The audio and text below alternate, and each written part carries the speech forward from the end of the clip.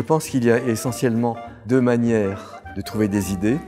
La plus facile, c'est de lire des contes traditionnels qui appartiennent à tout le monde et de trouver, tout en lisant, des choses qui nous plaisent ou des choses qui nous déplaisent. Et je recommande, quand on s'inspire de contes, de ne jamais les respecter.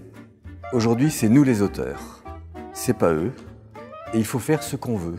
L'autre qui est peut-être plus élevé, c'est tout trouver en soi, traiter de sa propre vie, de ses propres malheurs et de ses propres bonheurs, et essentiellement traiter de ce qu'on aime beaucoup et de ce qu'on déteste beaucoup pour le combattre.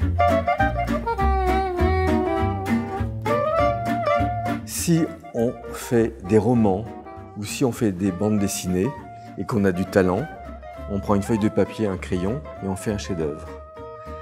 Si on veut faire des films, qu'on a du talent et pas d'argent, on fait rien.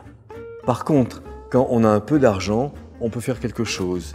Et quelquefois, ce peu d'argent est suffisant et l'absence d'énormément d'argent peut donner des idées. Quand il faut lutter contre toutes sortes de choses, on trouve des idées et on a un style.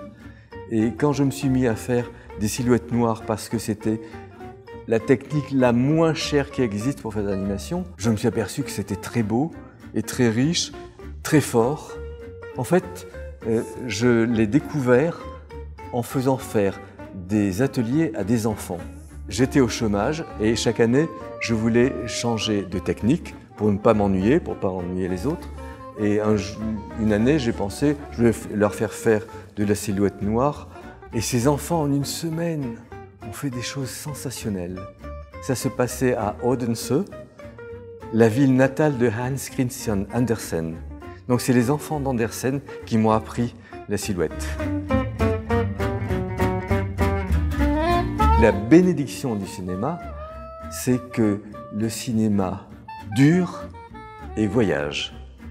Et la durée, c'est en particulier très fort pour l'animation. Si l'animation est bien faite, elle n'a pas d'âge et elle peut être revisionnée n'importe quand.